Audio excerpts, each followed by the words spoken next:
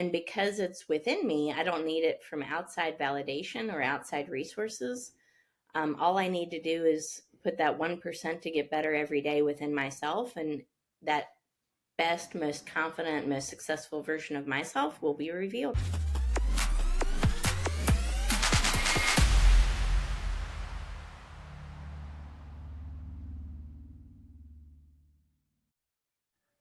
Welcome back, folks, to the Coachful Coaching Leadership Podcast. Today, I'm here with Tara LaFon Gooch. How you doing, Tara? I'm doing well. Thank you so much for having me, David.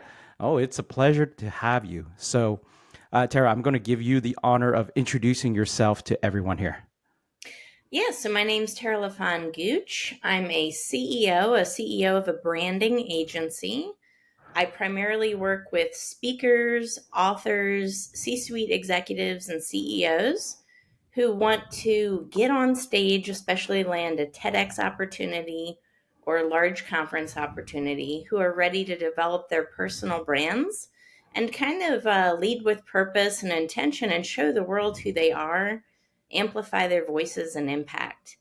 I, as well, am a professional speaker. I'm a leadership speaker, and my most in-demand keynote is centered around confidence, which is based on my best-selling book, How to Grasp Confidence and Own Your Power.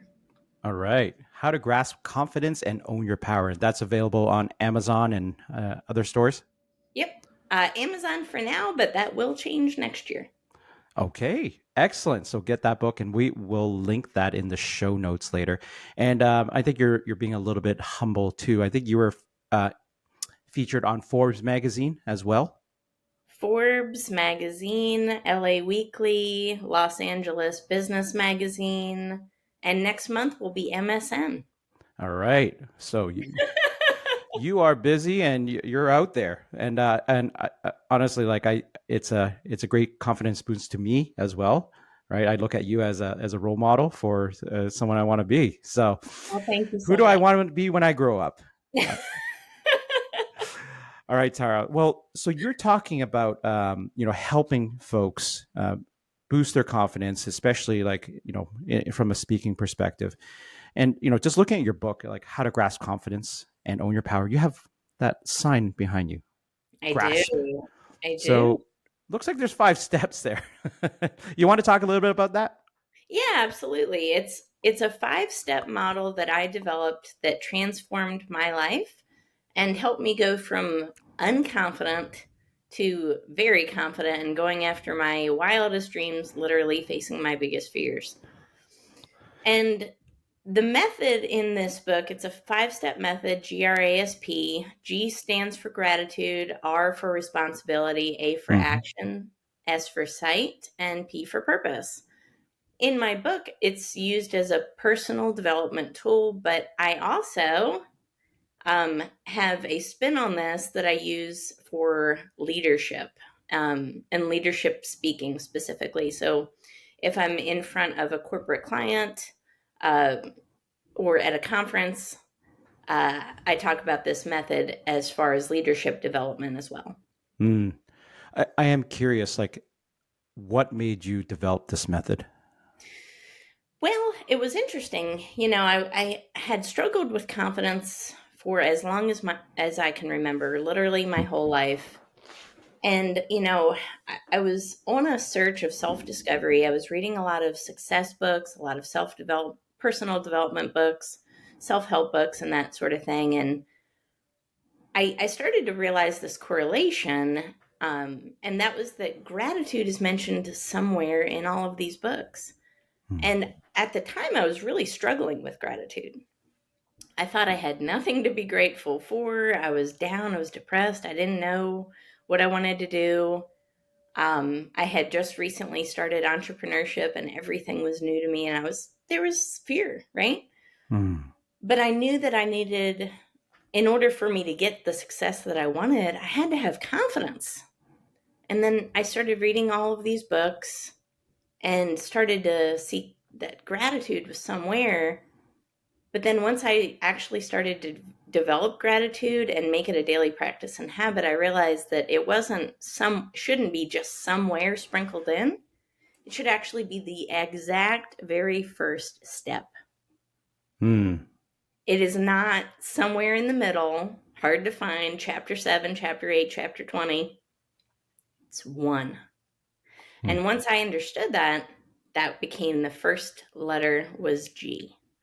And then I just started putting other attributes. What would make somebody really confident, right? What would make somebody very successful? And then I put these words together once I felt like I could distill it Mm. and came up with the acronym GRASP. And the good thing is that this is a time tested principles, right? This is not something that's new, but what it is, it's something that's memorable. You have a 5-step approach and you can actively practice it in your daily life, right? For self-management, self-leadership, but then you can also practice it within a team and an organization as well. Mm. So gratitude, responsibility, action, sight, purpose. You want to go through some of these things? I think gratitude is pretty obvious, and Yep. it's interesting that you put it first. To be thankful, basically, for what you have, right? And I mean, gratitude. Everyone talks about it. Just be thankful, right? I'm Yep. alive. I get to do this. I get to talk to you. Yep. It's easy to forget that, like what you have already. Yep. Yep. And it's the law of increase, right? So if Mm. we're grateful, um it it's again, it's increase, right? So the Mm. opposite would be if we're complaining or negative, that's the law of decrease. Mm. So just by having that gratitude as first, we're experiencing the law of increase, right? But Mm. then after that, we have responsibility. So that's a responsibility and an ownership mindset. So that means that we own our thoughts, we own our actions, we own our choices.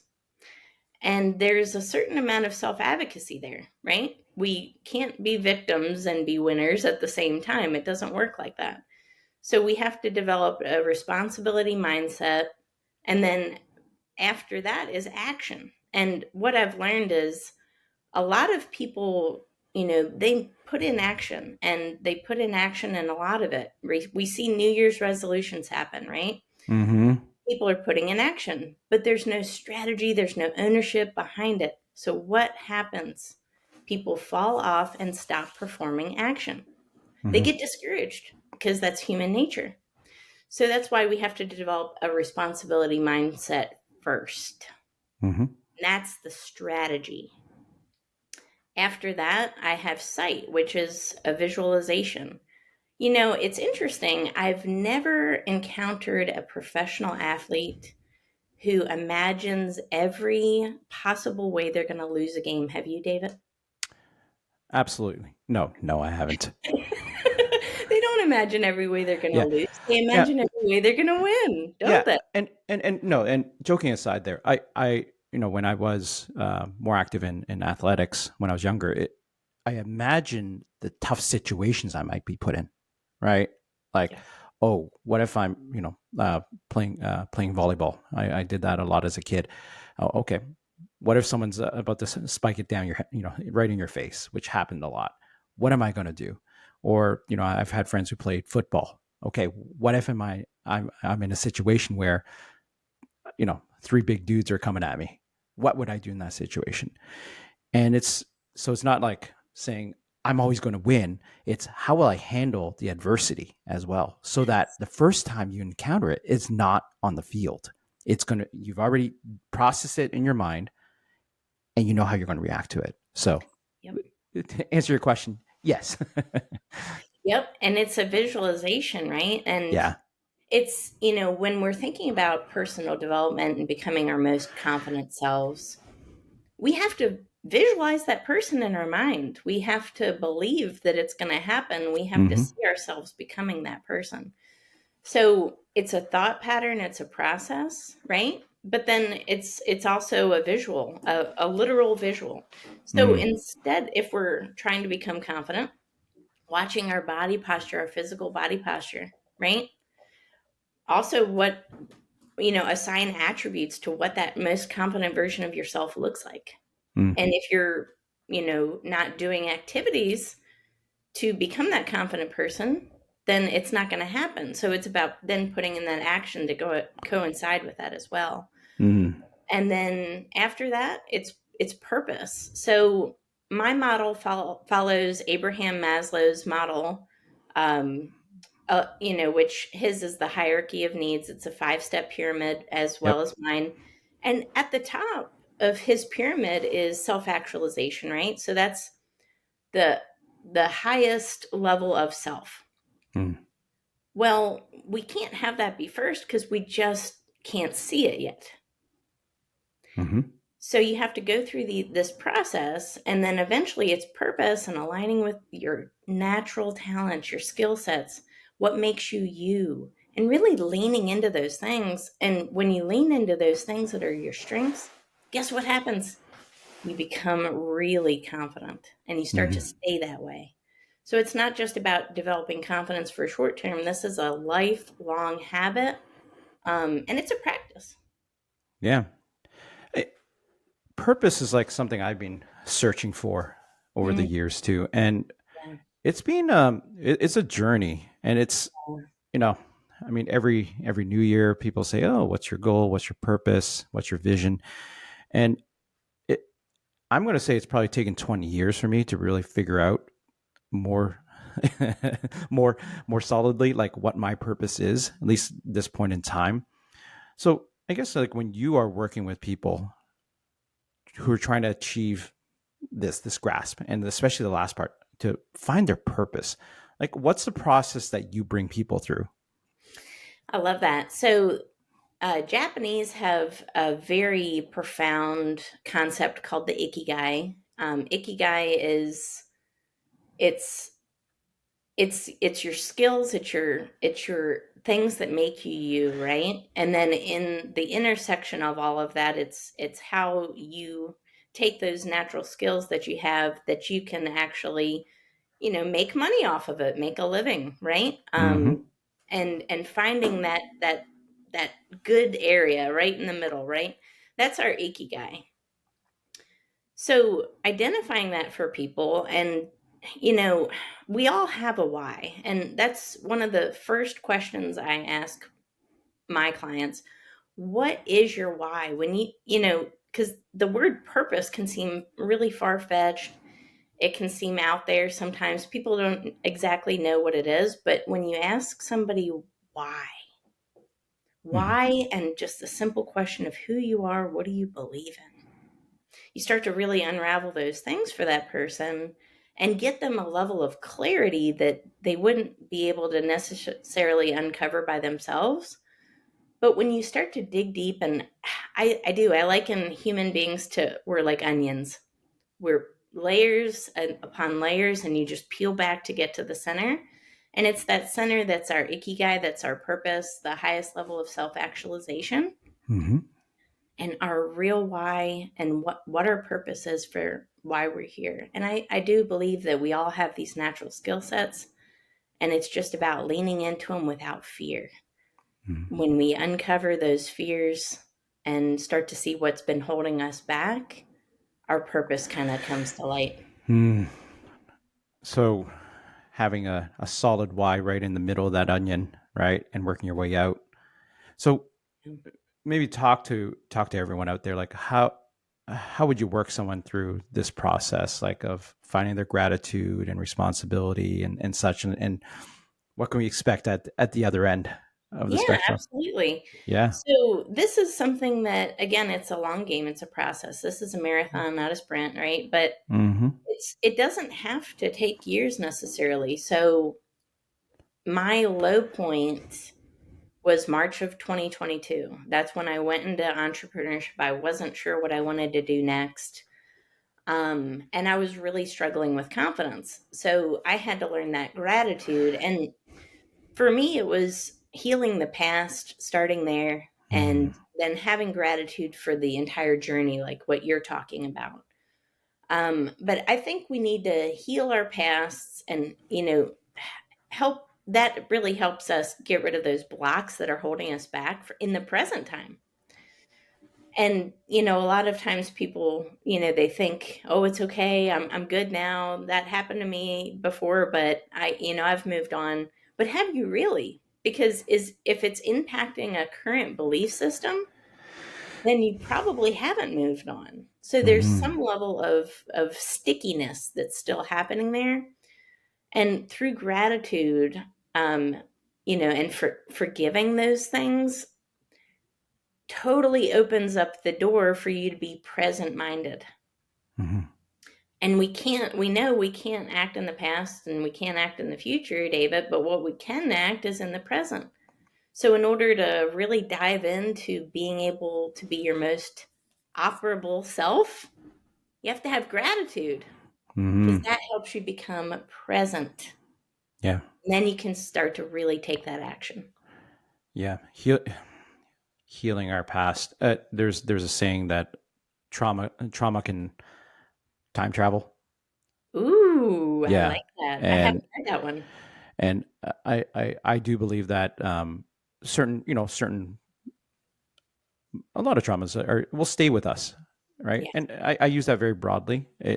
It's whatever it means to the individual, right? The trauma. It's what your relationship is with it, right? And I don't believe in fighting it. I believe living with it. And yes, you say forgiveness. It could be forgiving yourself, forgiving the other person, or the other people, or the situation. yeah, But it's a lot of times we'll beat ourselves up. It's our fault, my fault, right? It's forgiving ourselves there.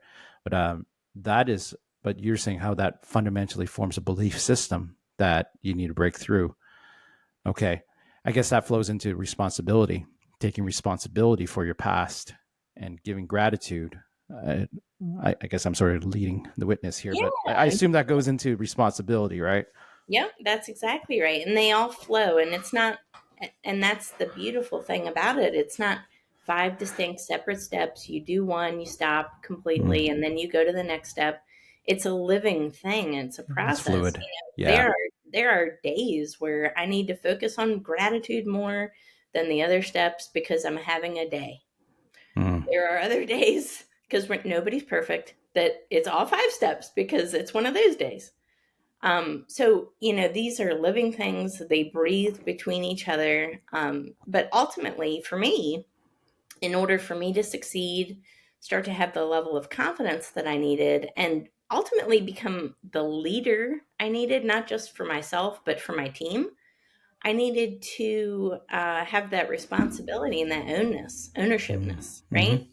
That's so important. And, you know, with gratitude, as a leader, it's so important because, and you and I talked about this the other day, when we're having a conversation with another human being, what we say is felt first in that other person's mind, right? mm-hmm, So it's felt first. All words go through our limbic system, which is the feeling emotional center of our brain, and then eventually travel to our prefrontal cortex, which is the logic thinking center of our brain. So everything is felt first because it goes through the limbic system. So what if as a leader we started and ended every conversation with gratitude? What would happen? Well, people would be way more receptive, they would be way more welcoming, and they wouldn't be defensive because it started and ended with an expression of gratitude. And that goes back to us and having that ownership and the responsibility mindset to actually have the emotional intelligence to be able to do that with people. mm, It's everything. And this is not just in a company leading a team, this is also how we talk to clients, investors, partners, people in our social network. What if we all did this? mm-hmm. We'd be so much more successful. I think we would. We absolutely would. So, any interesting stories you want to share related to this, like how you might have seen folks like transform themselves and change themselves using this method? Absolutely. I have gotten such fantastic responses from people all over the world. When you write a book, you don't you're never sure. You're never sure if people are going to really like it. You're worried, and your imposter syndrome kicks in, and I don't care if you just wrote a book on confidence. Yep. You're going Yep. to have imposter There's syndrome. irony there, right? You know, There is I had a irony. lack of confidence writing a book on confidence. It happens. We're human. It absolutely does. Yeah. Yep. So, but some of the people that I've heard from, and one gentleman, I we went to elementary and middle school together, and he bought my book, and he's been supporting me on social media with it. And he said he applied somewhere, which was a board position. He never would have applied without reading the book. And Mm. he said he applied it and actually got voted in, and he Hmm.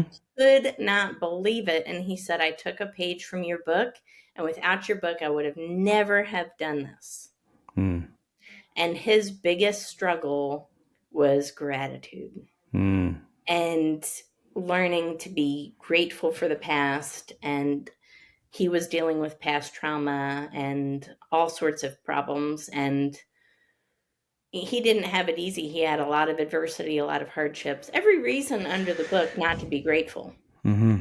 But I, this book helped him learn that you can actually choose gratitude. Yeah.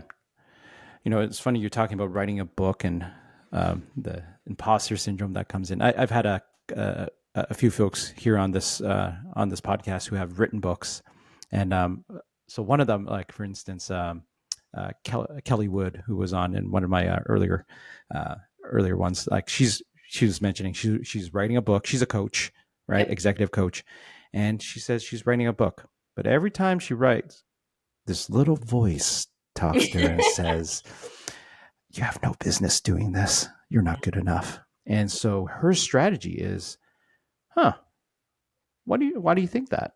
No, what evidence do you have of that? And she coaches that little voice. She has a little dialogue with that voice. Mhm. And once she finishes that dialogue, she says she writes, whatever. To it today, 500 words. That's all I'm doing. Right. So little by little, Yep. she's building this book that she wants to write. And every time she writes that book, she has this little conversation with that person. So Yep. that's one of the stories I've heard from someone writing a book. The other guy, Chris Kemp, he actually wrote a technical book like this thick, and it took him. He's like, never again, never again. Like, Doesn't sound fun, does it? yeah. How was the experience for you writing the book? Like, how long did it take you? What was your experience with with publishers and such? Well, I have a very unusual story. So it was the Saturday after Valentine's Day of just this year. I sat down on the couch with my laptop and I told my husband literally, I just need to get something out of my head. Hmm. I didn't leave.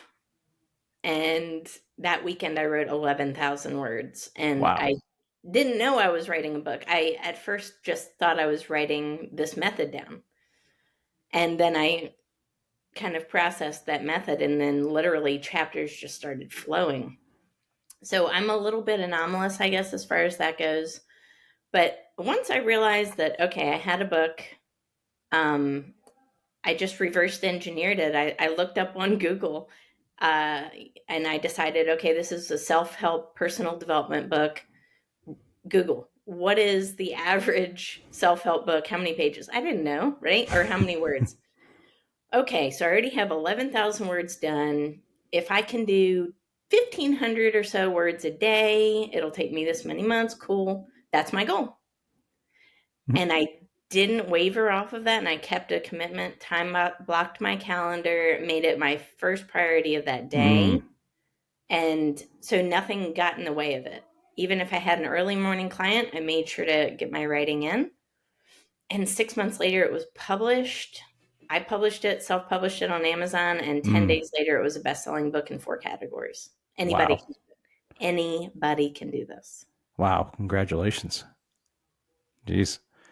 I'm It's, I'm he- I'm hearing more about this, like folks self-publishing and not using a publisher. I mean, what's your I don't know much about writing a book or publishing. Like, what's your take on that? Like self-publishing versus using a publisher?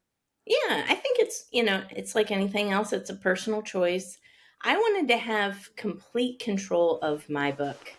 So when you work with a publisher, it's theirs, right? So you lose some control. Mm, I wanted to have complete control. Now, the benefit of self-publishing with Amazon, if the book picks up, a publisher could pick it up after that if they decided they wanted it, right? hmm I don't know if I want to go that route. We'll see. There could be a deal, in the future. I'm not going to say no or yes to anything hmm uh, right now, but you never know. That's definite possibility, but it's easier than people think. But statistically, 2% of authors that start to write a book actually finish it and publish it. mm, So just publishing your book gets you in that 2%. yeah, Do it. If it's important to anybody listening to this, it's absolutely possible for you. And just start writing. It's yeah, such an important tool. yeah. Just keep doing it. Yep. It's like the conversation I had with you right before we started recording. Like a friend of mine that I bumped into yesterday was saying, "Oh, your podcast is still going." I don't know what the statistics are, but I think most people start a podcast and end the podcast on the same day, right? Like, Yes. um, No. it's and the barriers to entry are so low nowadays, right, Tara? Like Yes. to write a book, to start a podcast, to self-publishing, music, whatever you want. I mean, Yeah. geez, all you need is a phone nowadays, Yeah. and you're set. Yeah. Um, so, but with that lower barrier is discipline. What's your motivation? What's your grasp? Honestly, like, do you Yeah. have the confidence to continue doing this? So, yeah, it's been less than a year for me, and I'm on, like I have like 20 something episodes already of this, right? So it's been wonderful and meeting people like you. Yeah. So I appreciate that. Yeah, yeah, that's the statistics is I think if you make 21 episodes of a podcast, you're in the top 1%. That okay, goes to show you how few podcasts actually stick around and are consistent. The yeah. power of consistency is so real. Well, your why is very important there. Yes. So if you're doing this for clicks, you're doing this for, how many views do I have? Like everyone started somewhere. And Yep. I've looked at the early podcasts for, you name some of the best ones out there, Tim Ferriss and such. Like it was BS. Like honestly, like what the early ones, it was nobody's watching it. And I mean, it was poor production. It's okay. I think I'm miles ahead Yep. compared to how they started because of all the equipment and technology we have. Yep. So, but you're right. Okay. So I'm a one percenter in a different way. I didn't know that. Congratulations, Yeah. sir. Congrats. Aren't you Yeah. excited? You Yeah. just We got just need. promotion today. Damn right. One percenter podcaster. Um, I am curious. So I'm looking at your LinkedIn and I see like and you mentioned like you've been on Forbes, LA Weekly, soon be TEDx as well. Like, uh, for the folks listening out there and myself as well, like walk me through how did you get to those avenues like MSN? Like, was it the book that launched that visibility, and how did you gain more Yeah, visibility on those other channels?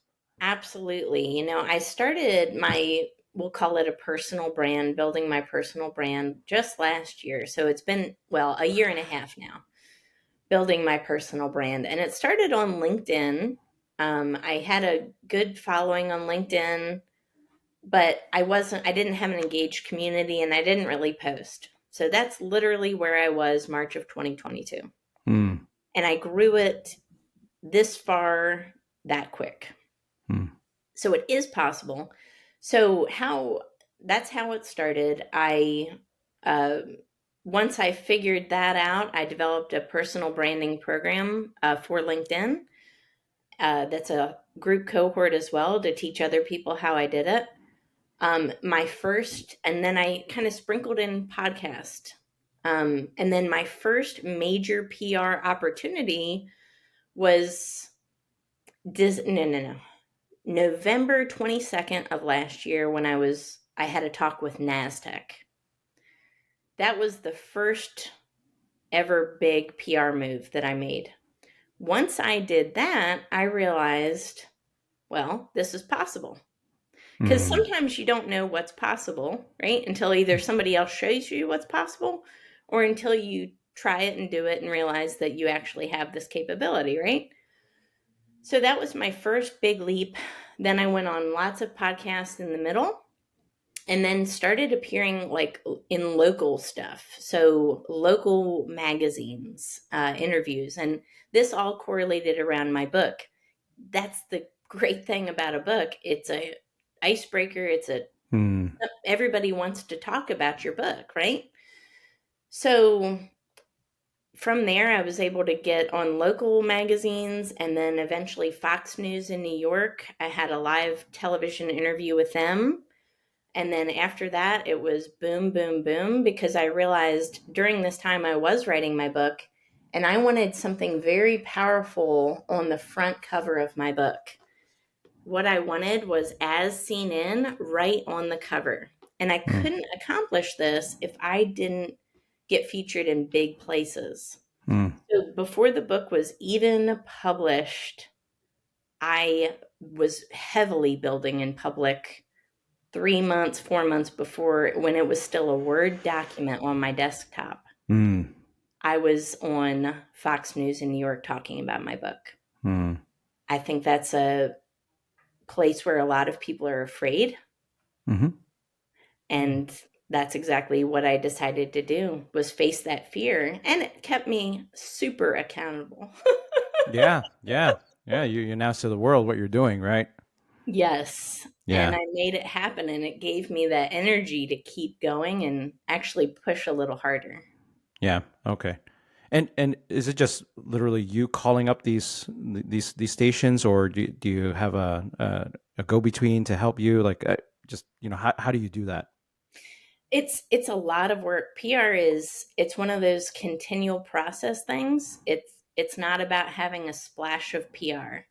So I have connections, and then I also have a PR partner that I work with as well. Mm-hmm.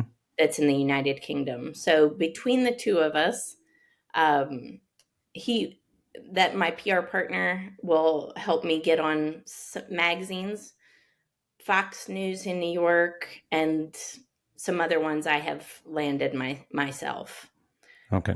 just due to connections. So yeah, it's a mixture of both, but it's like anything else, it's good to have somebody else that's in that industry and that's all they do Yeah. to really guide you. Yeah, I'm asking. I'm very curious because like as I'm approaching like 20 something episodes here, it was the first. I'm so new to this stuff, Tara. I've had PR agencies approach me and representing someone else, and they've come to me saying, "Hey, here's this person who might be a great guest on this podcast," and I'm like, "What is this?" I'm like, "Oh, okay, I see what they're doing. Oh, this is cool." So that's why I'm asking you this. I didn't realize that was a thing. Like. It's a thing. It's a thing, trust me. Okay, no, that's wonderful. Thank you. I, I Absolutely. just I just learned something else from you today. Thank you very much. So, um, so I guess like when you think about if you were just to step back for a second and just look at the bigger picture, what you've done here, grasp confidence and own the power, um, and the impact you want to have on the world and on leaders and on people who are just not there yet with their confidence. What is the impact you want to have? I want to show people everywhere that no matter where you came from, no matter what hardships, failures, adversity you have endured, that you can absolutely go after your biggest dreams and actually get them. And if I'm not proof of that, I don't know what is. Public speaking used to be my absolute biggest fear. It terrified me, David. Mm-hmm. It absolutely terrified me. And that's something I'm going to be talking about in my TED Talk, because my TED Talk is on confidence. But it used to be my biggest fear. And it was the thing that held me back. So I saw it in my career. as a leader, that it was holding me back. I couldn't speak up during meetings. And if you can't do that, you're not going to accelerate, right? Mm-hmm. So it was holding me back in every aspect of life. But I want to show people everywhere that you can face your biggest fears. You can go from unconfident to absolutely powerful and purposeful, in five simple steps over the course of months, not years. You can become the best version of yourself.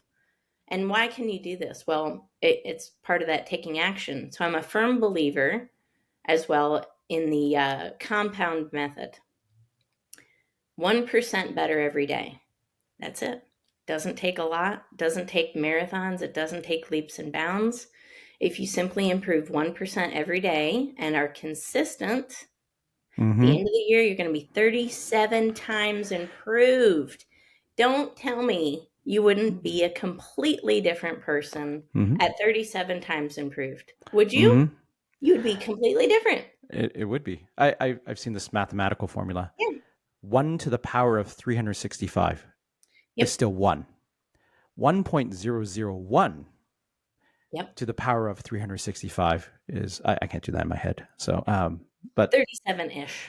37-ish between 0 and 20 billion. So, but nevertheless, it's just every little thing you do, if you're Yes. consistent, it results in something big. So, well, that's wonderful. All right, Tara, I'm going to switch gears for a second and go to a lightning round right now with you Okay. and ask you a few things. Okay. Crazy but true fact about Tara. What is it? I can cook and bake and without measuring anything, and I don't look at recipes. All right. How's that going? It's going great. Hey, I Okay. think it's going. I like my stuff. I okay. I suck at baking. I love cooking. I suck at baking. So I can bake cookies, cakes, anything without measuring. I don't know. It's I go by feel. I So that's I an don't know how you interesting. do it. Okay, that is very crazy but true fact because it's never worked out for me. Okay. Um, what have you changed your mind about or doubled down on recently? Gosh, facing my fears is a big one. So, recognizing things that I'm afraid of, and then examining that and asking myself why. And then identifying if in that fear there is a place and a center for growth. And if there is, I'm absolutely leaning into it and I'm doubling down on it. So just going back to what we were just saying, fear of public speaking, guess what I'm doing? I'm going to be on the stage more and more and more and more and more. I'm doubling down, tripling down probably. Yeah, yes, you Um, are. yes, and just leaning into those fears. Okay. Advice to young and emerging leaders out there. What would it be? It's hard to pick. There's so many different advices. But I will just say this: it's okay to not know everything. As a young leader, I think new and emerging leaders, they feel like they have to have all the answers. They feel like they have to know everything, but you don't. And people actually have more respect for you if you don't know everything, rather than if you just make up things, right? Mm, Or just have this false confidence. Because I think that's really big. So in order to be a confident leader, it doesn't mean you have to be an arrogant one. It just means that you have to know, um, you have to be okay with not knowing everything, and that's totally fine. mm. Okay. Second last question. What is your advice to the younger version of Tara? The younger version of myself, I would say I'm whole enough as I am. And that the most confident version, the most successful version of myself is not separate from who I am. It's within me. And because it's within me, I don't need it from outside validation or outside resources. All I need to do is put that 1% to get better every day within myself. And that best, most confident, most successful version of myself will be revealed. Wonderful. All right. So Tara, I always leave the last question to my guest to ask me. So yes, I Ooh. never tell you this is going to happen. Oh. So what is your question to me? My question to you as a sales leader, what is the biggest obstacle you find with folks that you're managing or you're leading that prevents them or blocks them from reaching their goals?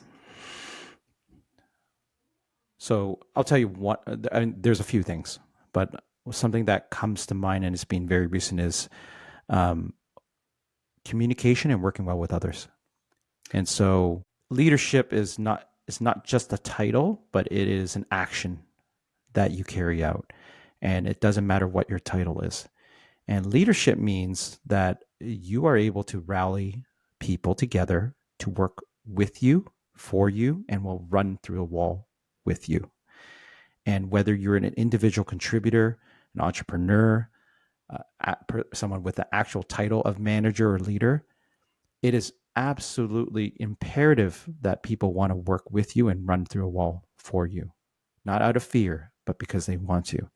And I've seen some folks recently who are experiencing this for the first time, right? Transitioning to a leadership role Mhm. and seeing that you can't just tell people that they don't know what they're doing, not setting expectations, and throwing people under the bus, right? And so I find that holds people back. It's not about intelligence anymore. I mean, these individuals are super intelligent. That's why they got to where they are, but they are not intelligent yet in getting people to work with them. And Yeah. I find that and I think they would benefit from grasp because it is a confidence problem. It's a confidence in letting go of control. It's Yes. a confidence problem in trusting others to get things done.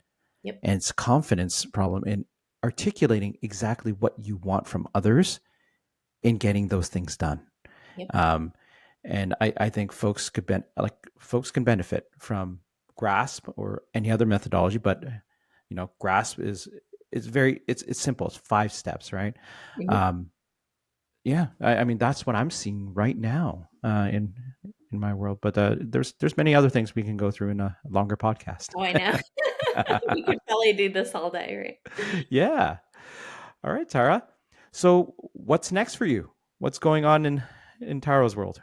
Well, I'm preparing for my TEDx, so I'm getting ready for that. I'm less than 3 months out, so that'll be January 18th. I'm really ready and I'm excited. Next year, who knows? I might write another book. We'll see. All Um, right. but TEDx for now, that's at the top of my plate. And then, big term goals. I don't know. I'd love to have my own TV show. What do you think? You know what? I think it's in within grasp. I think You it like is that? too. You like I that? like it. Perfect. I would be happy to be on the next Oprah show that you are creating. I do call myself Oprah Jr. Yeah, yeah. I'm just going to hold up a blank piece of paper and go promote this book. I'm writing it as we speak. So, uh, look, whatever. I would love to support you in any way as well. But we'll ensure that we'll put all this information about your book and anything else in the show notes. But Tara, it was a good 45 minutes with you. I Perfect. appreciate it. Yes. Thank you so much for having me. Yeah. All right. Well, we're gonna sign off for now. Bye.